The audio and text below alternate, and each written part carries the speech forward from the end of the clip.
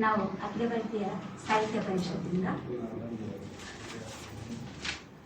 ಮಂಗಳೂರು ವಿಶ್ವವಿದ್ಯಾನಿಲಯದಲ್ಲಿ ಭಾರತೀಯ ಭಾಷೆಗಳ ಸ್ನಾತಕೋತ್ತರ ವಿಭಾಗದ ಮುಚ್ಚುವಿಕೆ ಕಾರಣಕ್ಕಾಗಿ ಅದನ್ನು ಖಂಡನೆ ಮಾಡುವ ದೃಷ್ಟಿಯಿಂದ ನಾವು ಇವತ್ತು ಪತ್ರಿಕೆಯ ನಿಮ್ಮೆಲ್ಲರ ಮುಂದೆ ಬಂದು ನಿಂತಿದ್ದೇವೆ.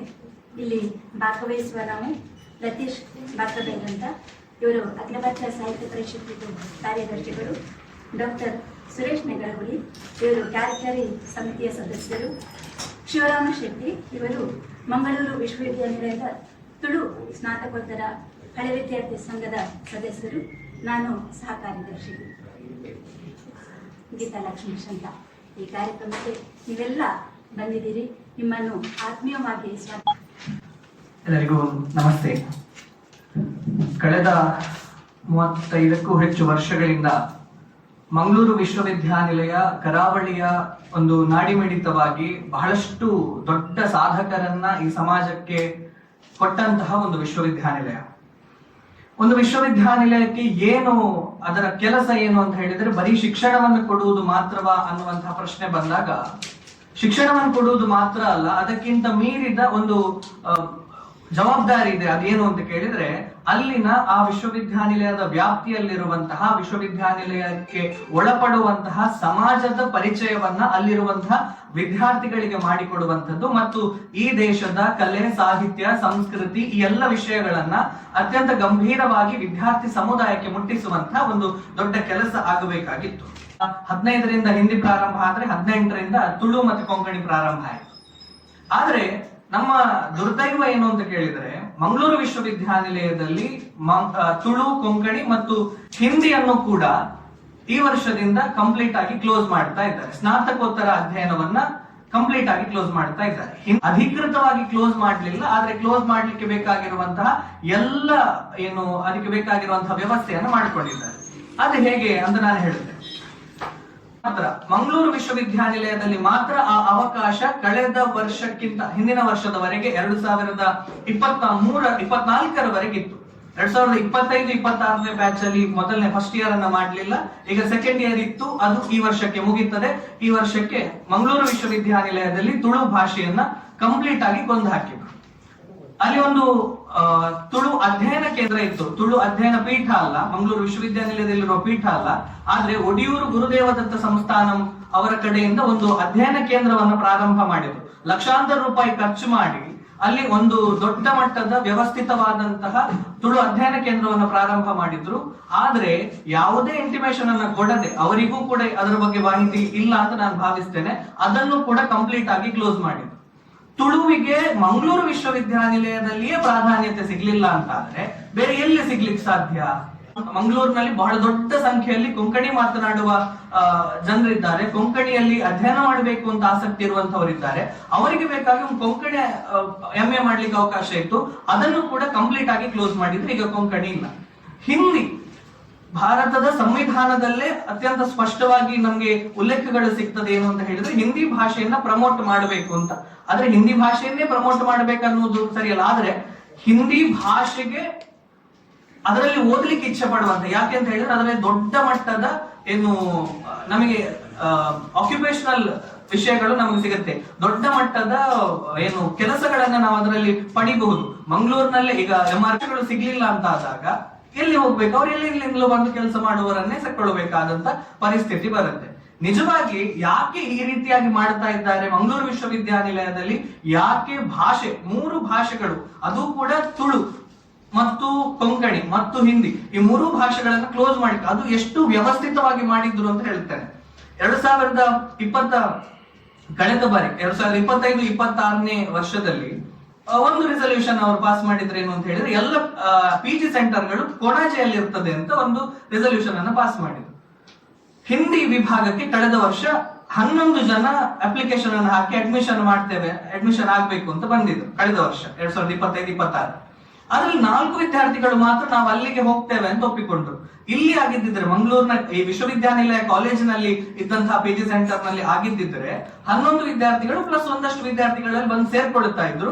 ಕನಿಷ್ಠ ಒಂದು ಅಲ್ಲಿ ಉಳಿಸಿಕೊಳ್ಳುವಂತದ್ದು ಆಗ್ತಾ ಇತ್ತು. ಆದ್ರೆ ಅಲ್ಲಿಗೆ ಹೋಗುವಾಗ ಆ ಇಡೀ ಕಂಪ್ಲೀಟ್ ಆಗಿ ಆ ಏನು ಕೋರ್ಸ್ ಇದೆ ಅದನ್ನ ಮುಚ್ಚಬೇಕಾಗಿ ಬಂದು ವಿದ್ಯಾರ್ಥಿಗಳು ಬರಲಿಲ್ಲ ಅಂತ.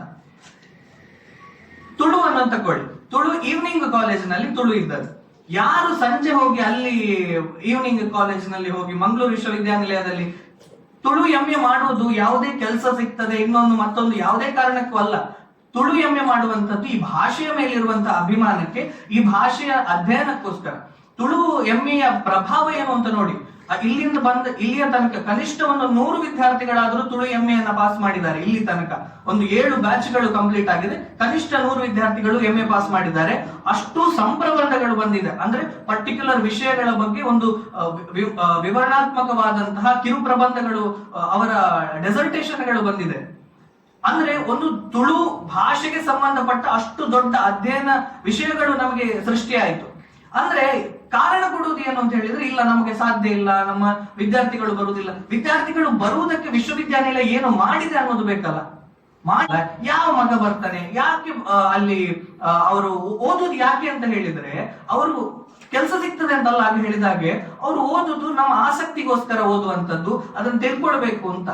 ವಿಶ್ವವಿದ್ಯಾನಿಲಯದಲ್ಲಿ ದುಡ್ಡಿಲ್ಲ, ಇನ್ನೊಂದಿಲ್ಲ, ಮತ್ತೊಂದಿಲ್ಲ ಅಂತೆಲ್ಲ ಹೇಳ್ತಾರೆ. ಆದ್ರೆ ಒಂದು ಸಲ ವಿಶ್ವವಿದ್ಯಾನಿಲಯದಲ್ಲಿ ನಡೀತಾ ಇರುವಂತಹ ಅಫೇರ್ಸ್ ಗಳನ್ನ ನೀವು ಒಂದು ಸಲ ಗಮನಿಸಿ, ವಿಶ್ವವಿದ್ಯಾನಿಲಯದಲ್ಲಿ ನಿಜಕ್ಕೂ ದುಡ್ಡಿಲ್ವಾ ಅನ್ನುವಂತಹ ಪ್ರಶ್ನೆ ನಮಗೆ ಕಾಡುತ್ತದೆ. ಅಂದ್ರೆ ಈಗ ನಮ್ಮ ಒಟ್ಟು ವಿಷಯ ಇರುವಂತದ್ದು ಏನು ಅಂತ ಹೇಳಿದ್ರೆ, 3 ಭಾಷೆಯ 3 ಅಥವಾ ಯಾವುದೇ ಭಾಷೆಯನ್ನ, ಈ ಕನ್ನಡದ ಪರಿಸ್ಥಿತಿ ಕೂಡ ಬಹಳ ಶೋಚನೀಯ ಇದೆ. ಈಗ ಅಲ್ಲಿ ಕೂಡ ವಿದ್ಯಾರ್ಥಿಗಳು ಬರುವುದಕ್ಕೆ, ಅಲ್ಲಿ ಒಂದು ಪರ್ಟಿಕ್ಯುಲರ್ ಕನ್ನಡಕ್ಕೋಸ್ಕರವೇ ಅಲ್ಲಿ ಜಾಗ ಇರುವುದರಿಂದ ಒಂದಷ್ಟು ವಿದ್ಯಾರ್ಥಿಗಳು ಬರ್ತಾ ಇದ್ದಾರೆ ಬಿಟ್ರೆ, ಅದಕ್ಕೋಸ್ಕರ ಸಪರೇಟ್ ಆಗಿರುವಂತ ಏನು ಕೆಲಸಗಳನ್ನು ಕೂಡ ಮಂಗಳೂರು ವಿಶ್ವವಿದ್ಯಾನಿಲಯದಿಂದ ಮಾಡ್ತಿಲ್ಲ. ಎಲ್ಲ ಆರ್ಟ್ಸ್ ಏನು ಮಾನವಿಕ ವಿಷಯದಲ್ಲಿರುವಂತದ್ದು ಬಹಳಷ್ಟು ಕ್ಲೋಸ್ ಆಗ್ತಾ ಬಂತು. ಇದರಲ್ಲಿ ನಿಜವಾಗಿ ಏನು ಅವರ ಹುನ್ನಾರ ಅಂತ ಹೇಳ್ಬೇಕಾ ಏನು ಅಂತ ಗೊತ್ತಿಲ್ಲ. ಒಟ್ಟು ಭಾಷೆಯನ್ನ ಸಂಪೂರ್ಣವಾಗಿ ಕೊಲ್ಲುವಂತಹ ಪ್ರಯತ್ನಗಳು ನಡೀತಾ ಇದೆ. ಭೇಟಿಯಾಗಿ ಅವರಿಗೆ ಒಂದು ಇಂಟಿಮೇಷನ್ ಅನ್ನು ಕೊಟ್ಟು, ಈ ರೀತಿಯಾಗಿ ಮಂಗಳೂರು ವಿಶ್ವವಿದ್ಯಾನಿಲಯದಲ್ಲಿ ಭಾರತೀಯ ಭಾಷೆಗಳನ್ನ ಕೊಲ್ಲುವಂತಹ ಪ್ರಯತ್ನ ನಡೀತಾ ಇದೆ. ಯಾಕೆಂತ ಹೇಳಿದ್ರೆ, ಇಂಗ್ಲಿಷ್ ನಲ್ಲಿ ನೀವು ಕನ್ನಡ, ತುಳು ಮತ್ತು ಕೊಂಕಣಿಗೆ ಯಾಕೆ ತೋರಿಸ್ತಾ ಇಲ್ಲ? ತುಳು ಪರ ಸಂಘಟನೆಗಳು ಕೂಡ ಈ ಬಗ್ಗೆ ಬಹಳ ಗಂಭೀರವಾಗಿ ಆಲೋಚನೆ ಮಾಡಬೇಕು. ತುಳುವಿನಲ್ಲಿ ಏನು ಕೆಲಸ ಮಾಡುವಂತಹ ಬಹಳಷ್ಟು ಸಂಘಟನೆಗಳಿದ್ದಾವೆ, ಈ ಬಗ್ಗೆ ಧ್ವನಿ ಎತ್ತಬೇಕು. ಮುಂದೆ ನಮ್ಮ ಭಾಷೆಯನ್ನ ನಾವು 8ನೇ ಪರಿಚ್ಛೇದಕ್ಕೆ, ತುಳು ಭಾಷೆಯನ್ನ 8ನೇ ಪರಿಚ್ಛೇದಕ್ಕೆ ಸೇರಿಸ್ತೇವೆ ಅಂತ ಆಗುವಾಗ ಅದಕ್ಕೆ ಅದರ ಶೈಕ್ಷಣಿಕ ಹಿನ್ನೆಲೆ ಕೂಡ ಬಹಳ ದೊಡ್ಡ ಮಟ್ಟದಲ್ಲಿ ಹೆಲ್ಪ್ ಆಗುತ್ತೆ. ಆ ಬಗ್ಗೆ ಕೂಡ ನಾವು ಗಂಭೀರವಾಗಿ ತೆಗೆದುಕೊಂಡು ನಮ್ಮ ಸಾಂಸ್ಕೃತಿಕ ಭಾಷೆಗಳ ಪಟ್ಟಿಗೆ ತುಳುವನ್ನ ಸೇರಿಸುವುದಕ್ಕೆ ಇದು ಕೂಡ ಒಂದು ಮಾರ್ಗವಾಗುತ್ತೆ. ಆ ಬಗ್ಗೆ ನಾವು ಬಹಳ ಗಂಭೀರವಾಗಿ ಯೋಚನೆ ಮಾಡಿ, ಕನಿಷ್ಠ ಮಂಗಳೂರು ವಿಶ್ವವಿದ್ಯಾನಿಲಯದಲ್ಲಿ, ರಾಜ್ಯದ ಎಲ್ಲ ವಿಶ್ವವಿದ್ಯಾನಿಲಯಗಳಲ್ಲಿ ಇರಬೇಕಾಗಿದ್ದದ್ದು. ಯಾಕೆಂತ ಹೇಳಿದ್ರೆ, ನಾವು ರಾಜ್ಯದ ಅಧಿಕೃತ ಭಾಷೆ ಮಾಡಬೇಕು ಅಂತ, 2ನೇ ಅಧಿಕೃತ ಭಾಷೆ ಮಾಡಬೇಕು ಅಂತ ಹೊರಟಿರುವಾಗ, ಕನಿಷ್ಠ ಒಂದು ವಿಶ್ವವಿದ್ಯಾನಿಲಯದಲ್ಲಿ, ಅದು ಕೂಡ ಮಾತೃಭಾಷೆ, ಯಾವ ವಿಶ್ವವಿದ್ಯಾನಿಲಯಕ್ಕೆ ಮಾತೃಭಾಷೆಯೋ ಆ ವಿಶ್ವವಿದ್ಯಾನಿಲಯದಲ್ಲಿ ಆ ಭಾಷೆಯನ್ನ ಕಲಿಯುವ, ಆ ಭಾಷೆಯಲ್ಲಿ ಪದವಿಯನ್ನ ಪಡೆಯುವ ಅವಕಾಶ ಇಲ್ಲ ಅಂತಾದ್ರೆ ಅದು ಬಹಳ ಶೋಚನೀಯ ವಿಷಯ. ಈ ಬಗ್ಗೆ ಮಂಗಳೂರು ವಿಶ್ವವಿದ್ಯಾನಿಲಯ ತಕ್ಷಣದಲ್ಲಿ ಕ್ರಮವನ್ನ ಕೈಗೊಳ್ಳಬೇಕು. ಯಾಕೆ ಭಾಷೆಯ ವಿಷಯವನ್ನ ಅವರು ನಿಲ್ಲಿಸಿದ್ದಾರೆ, ಯಾಕೆ ಅದನ್ನ ಕ್ಲೋಸ್ ಮಾಡಿದ್ದಾರೆ ಅನ್ನೋದನ್ನ ಅವರು ತಿಳಿಸಬೇಕು. ಅವರಿಗೆ ಏನು ಕಾರಣ ಅನ್ನೋದನ್ನ ತಿಳಿಸಿ, ಬರುವ ಈ ವರ್ಷದಿಂದ, ಈಗಿನ್ನು ಶುರುವಾಗುತ್ತದೆ, ಬಹುಶಃ ಆಗಸ್ಟ್ 1ರಿಂದ PG ಕಾಲೇಜುಗಳು ಶುರುವಾಗುತ್ತೆ. ಅದಕ್ಕಿಂತ ಮೊದಲು ನೋಟಿಫಿಕೇಶನ್ ಅನ್ನ ತೆಗೆದು ಮಂಗಳೂರು ವಿಶ್ವವಿದ್ಯಾನಿಲಯಕ್ಕೆ ತುಳು, ಕೊಂಕಣಿ ಮತ್ತು ಹಿಂದಿ 3 ಭಾಷೆಗಳಿಗೂ ಮಂಗಳೂರು ವಿಶ್ವವಿದ್ಯಾನಿಲಯ ಕಾಲೇಜಿನಲ್ಲಿ, ಇಲ್ಲಿ ಹಂಪನಕಟ್ಟೆಯಲ್ಲಿರುವ ಕಾಲೇಜಿನಲ್ಲಿಯೇ ಏನು ತುಳು PG ಯನ್ನ ಮಾಡುವುದಕ್ಕೆ, ಕೊಂಕಣಿ PG ಯನ್ನ ಮಾಡುವುದಕ್ಕೆ, ಹಿಂದಿ PG ಯನ್ನ ಮಾಡುವುದಕ್ಕೆ ಅವಕಾಶವನ್ನ ಮಾಡಿ ಕೊಡಬೇಕು ಅನ್ನುವಂಥದ್ದು ನಮ್ಮ ಆಗ್ರಹ. ಒಂದು ವೇಳೆ ಅವರು ಮಾಡ್ಲಿಲ್ಲ ಅಂತ ಆದ್ರೆ ಅದಕ್ಕೆ ಮುಂದಿನ ಕ್ರಮಗಳೇನಾಗುತ್ತೆ, ಯಾವ ರೀತಿಯಾಗಿ ಪ್ರತಿಭಟನೆ ಅಥವಾ ಯಾವ ರೀತಿಯಾದಂತಹ ಅದರ ವಿರುದ್ಧದ ಕೆಲಸಗಳನ್ನ, ಅಂದ್ರೆ ವ್ಯವಸ್ಥೆಯನ್ನ ಸರಿ ಮಾಡುವುದಕ್ಕೆ ಏನೆಲ್ಲ ಮಾಡಬೇಕು ಅದನ್ನ ಅಖಿಲ ಭಾರತೀಯ ಸಾಹಿತ್ಯ ಪರಿಷತ್ ಖಂಡಿತವಾಗಿಯೂ ಮಾಡುತ್ತದೆ. ಅದರಲ್ಲಿ ಒಂದು ದೊಡ್ಡ ಮಟ್ಟದ ಅದನ್ನ ಸ್ಪಷ್ಟವಾಗಿ ಹೇಳಬಹುದು ಅಂತಾದ್ರೆ ಭ್ರಷ್ಟಾಚಾರ ಅಂತ ಹೇಳ್ತೇನೆ ನಾನು. ಸ್ಪಷ್ಟವಾಗಿ ಒಂದು ದೊಡ್ಡ ಮಟ್ಟದ ನಡೀತಾ ಇದೆ. ತುಳು, ಕೊಂಕಣಿ, ಹಿಂದಿ 3 ಭಾಷೆಗಳಿಗೆ ಕನಿಷ್ಠ ಒಂದು 4 ಜನ ಲೆಕ್ಚರರ್ಸ್ ಇದ್ದಾರೆ ಅಂತ ಆದ್ರೂ ಕೂಡ ಅವರಿಗೆ ಒಂದಷ್ಟು ಸಂಬಳವನ್ನ ಕೊಡಬೇಕು. ನಮ್ಮ ಕಿಸೆಗೆ ಹಾಕ್ಲಿಕ್ಕೆ ದುಡ್ಡು ಸಿಗುದಿಲ್ಲ ಅವರಿಗೆ. ಅದೇ ಕಾರಣಕ್ಕೋಸ್ಕರ ಈ ರೀತಿಯಾದಂತಹ ವಿಷಯವನ್ನ ಅವರು ಮಾಡ್ತಾ ಇದ್ದಾರೆ. ಮತ್ತು ಸ್ಪಷ್ಟವಾಗಿ ಹೇಳುವುದಾಗಿದ್ರೆ, ಭಾಷೆಯ ಬಗ್ಗೆ ಯಾವುದೇ ರೀತಿಯಾದಂತಹ ಕಾಳಜಿ ಇಲ್ಲ. ಆ ಭಾಷೆಯನ್ನ ಉಳಿಸುವಂತಹ ಪ್ರಯತ್ನ ಮಾಡುವುದಕ್ಕೆ ಏನು ಮಾಡ್ಬೇಕು ಅದನ್ನ ಮಾಡ್ತಾ ಇಲ್ಲ. ಅದು ನಿಜವಾಗಿಯೂ ಬಹಳ ಶೋಚನೀಯ ವಿಷಯ. ಮತ್ತೆ ದುಡ್ಡಿಲ್ಲ ಅನ್ನುವಂಥದ್ದು ವಿಷಯವೇ ಅಲ್ಲ. ನಿನ್ನೆ ಮಂಗಳೂರು ವಿಶ್ವವಿದ್ಯಾನಿಲಯಕ್ಕೆ ಒಂದು ಹೊಸ ಕಾರ್ ಬಂದಿದೆ, 35 ಲಕ್ಷದ್ದು. ನಿನ್ನೆ ಆ 35 ಲಕ್ಷ ಇದ್ದಿದ್ರೆ 3 ವರ್ಷ ಸಂಬಳ ಕೊಡ್ಬೋದಿತ್ತು. ಅದು ವಿಷಯ ಅಲ್ಲ, ಮುಚ್ಚುತ್ತೇವೆ ಅಂತ ಹೇಳಿದ್ರು. 15 ಮಿನಿಮಮ್ 10 ಮಿನಿಮಮ್ ಇದ್ದದನ್ನ ಇವರು 15 ಮಾಡಿದ್ರು. ವಿದ್ಯಾರ್ಥಿಗಳು ಬರಬೇಕು ಅಂತಾದ್ರೆ ಕನಿಷ್ಠ ಏನು ಫೀಸ್ ಇತ್ತು 10,000 11,000 ಇದ್ದ ಫೀಸ್ ಅನ್ನು 22,000 ಯಾವ ಮಗ ಬರ್ತಾನೆ?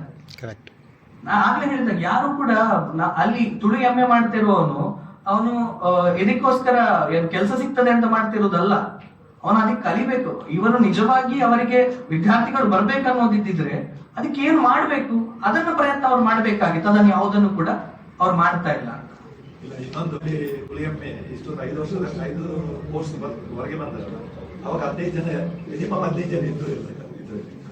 ಈಗ ಲಾಸ್ಟ್ ಇಯರ್ ಅವರೇ ನಿಲ್ಲಿಸಿದ್ರು, ನೀವು ಬರಬೇಡಿ ಇಲ್ಲಿಗೆ, ಅಲ್ಲಿಗೆ ಹೋಗುದು ಅಂತ ಹೇಳಿದ್ರೆ. ಯಾವ ಭಾಷೆಯ ಇದು ಕೂಡ ಅಷ್ಟು ಕ್ರಿಯಾಶೀಲವಾಗಿ ಕೆಲಸ ಮಾಡ್ಲಿಲ್ಲ. ಅವರು ಪ್ರತಿ ವಾರದಲ್ಲಿ ಅದು ಅಲ್ಲಿನ ತುಳು ಪೀಠದ ಜೊತೆಗೆ ಸೇರ್ಕೊಂಡು ಒಡಿಯೂರು ಅಧ್ಯಯನ ಕೇಂದ್ರದ ಜೊತೆಗೆ ಸೇರ್ಕೊಂಡು ಒಂದು ಇದನ್ನ ಸಿರೀಸ್ ಮಾಡಿ ವೆಬಿನಾರ್ ಗಳನ್ನ ಮಾಡಿದ್ರು.